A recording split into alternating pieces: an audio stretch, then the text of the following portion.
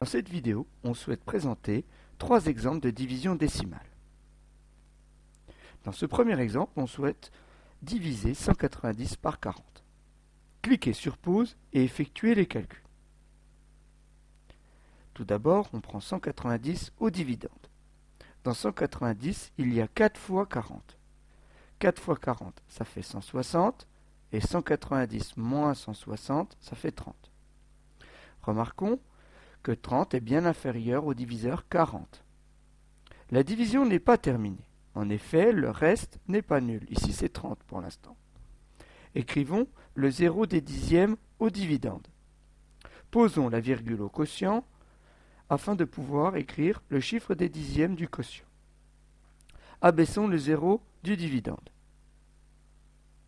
Dans 300, combien y a-t-il de fois 40? Il y a 7 fois 40, ce qui fait 280. 300 moins 280 font 20. Notons que 20 est bien inférieur à 40, le diviseur. Abaissons un nouveau 0, celui des centièmes. Dans 200, combien de fois 40? 5 fois. 5 fois 40, ça fait 200. Et 200 moins 200, 0. La division est terminée. En effet, le reste est 0. Le reste est nul. On peut donc écrire 190 divisé par 40 égale 4,75. Rappelons le vocabulaire.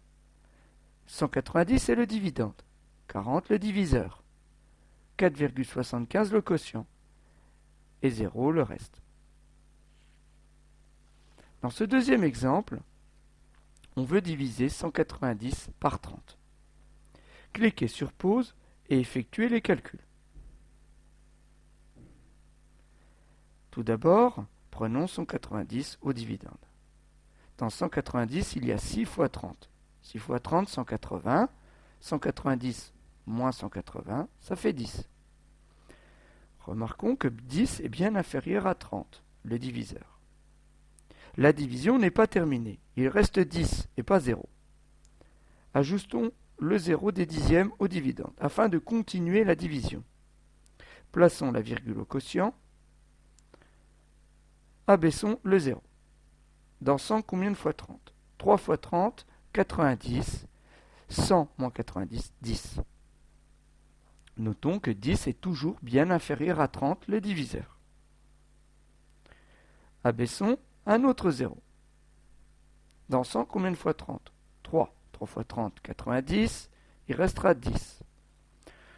On remarque que la division ne se terminera jamais, puisqu'il restera toujours 10. On ne peut donc pas la terminer. Ainsi, 190 divisé par 30 est environ égal à 6,33. La division ici ne se termine pas. Le résultat est donc une valeur rapprochée. Dans ce troisième exemple, nous souhaitons diviser 15,8 par 12. Cliquez sur pause et effectuez les calculs. Prenons 15 au dividende. Dans 15, il y a 1 fois 12. 15 moins 12, ça fait 3. Notons que 3 est bien inférieur à 12.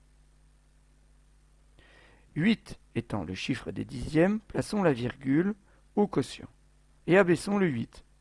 Dans 38, combien de fois 12? Il y a 3 fois 12 dans 38. 3 fois 12, ça fait 36. 38 moins 36, 2.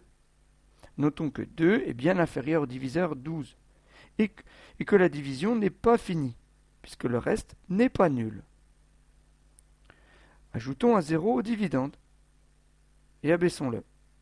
Dans 20, combien de fois 12? Il y a 1 fois 12 dans 20. 20 moins 12, 8. La division n'est toujours pas terminée, le reste n'étant pas nul. Abaissons un nouveau 0. Dans 80, combien de fois 12? Il y a 6 fois 12 dans 80. 80 moins 72, 8. On remarque que cette fois-ci encore, la division ne se terminera jamais. En effet, il restera toujours 8. Ainsi, 15,8 divisé par 12 est environ égal à 1,316. La division ne se terminera pas, en effet, on remarque qu'il y aura toujours 8 au reste, et on mettra un 6 au quotient. Le résultat ici est donc une valeur approchée. Voilà, c'était la vidéo montrant 3 exemples de division décimale.